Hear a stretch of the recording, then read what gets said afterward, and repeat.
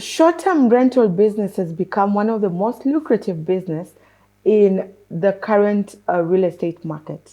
And a majority of the investors are eyeing on this investment. And today's episode, I wanted to take you through how you can get started without owning a property. My name is Lucy Thor, and welcome to Property Chat with Lucy.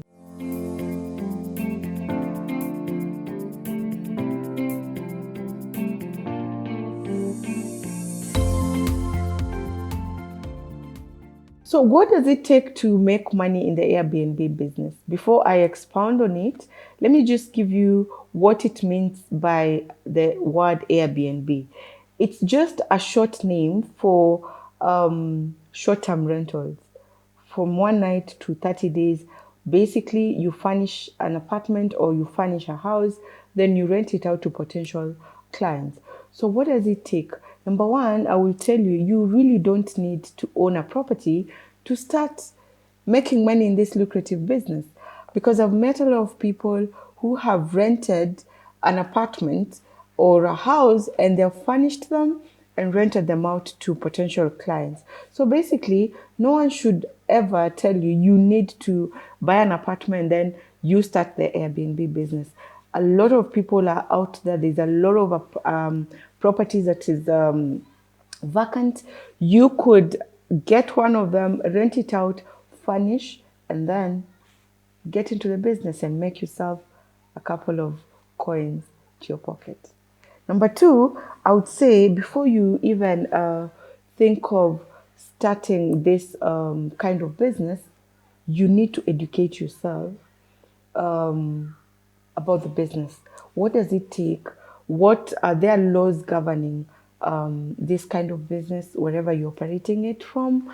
And basically, once you understand that, also talk to people who have been in the business, because you don't want to make a mistake of something that you ought to have talked to someone and they give you a guidance on how to go about it. It's always good to educate yourself, interact with people who have done it before successfully, and learn from them, because experience is the best teacher and you can learn from experienced people. So the process of doing the rental business, the short-term rental business without owning a property, is called rental arbitrage.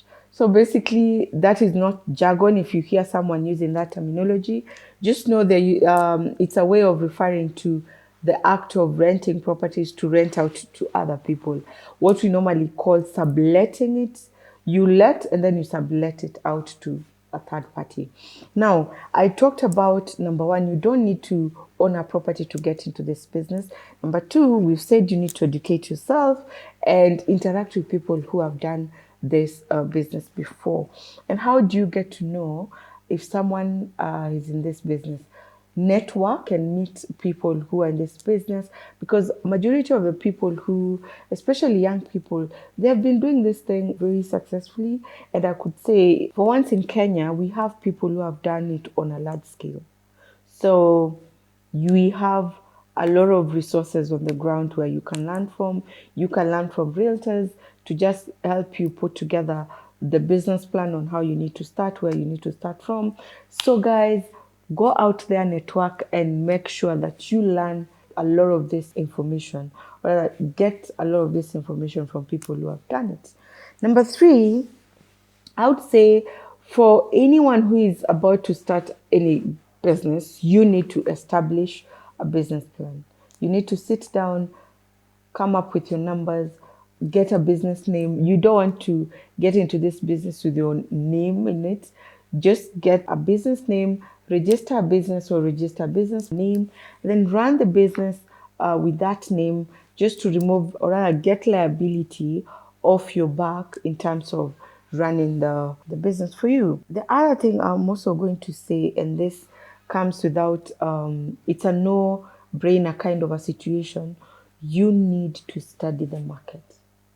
Now, when I say study the market, it means you need to sit down, identify what's your target clientele, because that target clientele is going to dictate what kind of a property you are going to look out for. If your target clientele is family based, families, holiday homes, then you need bigger homes like 3 to 4 bedroom houses or townhouses or bungalows. And basically, that is going to help you understand the nature and the size of the property you need to look out for. Number two, if you're looking for that traveler clientele, a 1 or 2 bedroom is good enough for you to start your business from there. Now, when you look at those two clientele in terms of the target market, then you'll actually need to identify the location. In my previous video, I talked about locational analysis. It's no different from what you're doing here, because you're going to sit down and just say, if I'm looking out for traveler clientele, what are the key parameters I'll be looking out for? They need to be close to maybe serviced offices where they could hold meetings, or because they're just here for like a couple of days, you need to have restaurants around the area. But also, there are other things that you also need to look out for.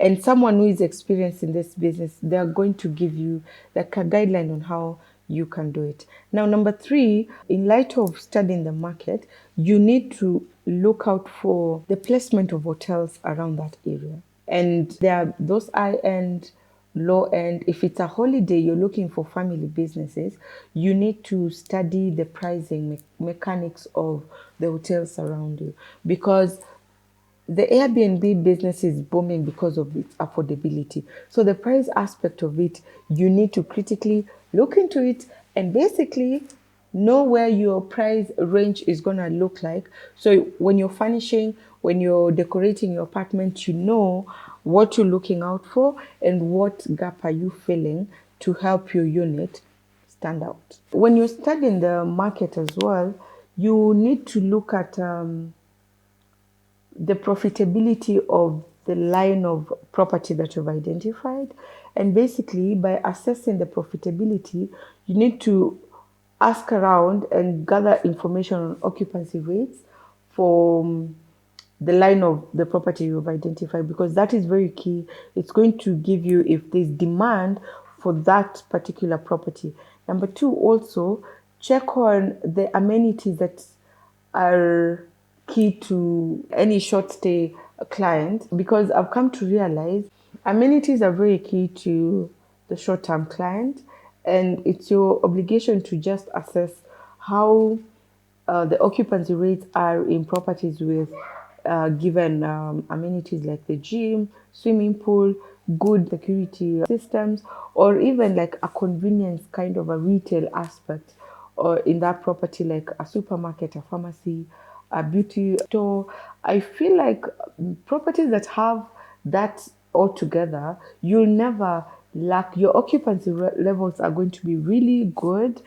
Unlike going to just a standalone house that is not close to a shopping mall, or there's nothing in that property that is lucrative for any person coming, because many families who are traveling, they'll look for, if they have kids, they'll look for a swimming pool or some playground, or they'll look for a shopping mall very close where they can go out for dinner or take kids out for entertainment. So those are some of the key things that you can look out for, and just see how are the Airbnbs performing in that particular neighborhood with these amenities. And in that case, you will be able to assess the profitability of that particular class of property. Now, once you have done your market research, you're comfortable, you've done your locational analysis, you've identified the location. Now it's time to get your property. And when you're getting your property, you need to look for either an apartment or a house depending on your clientele. Then also negotiate your rent.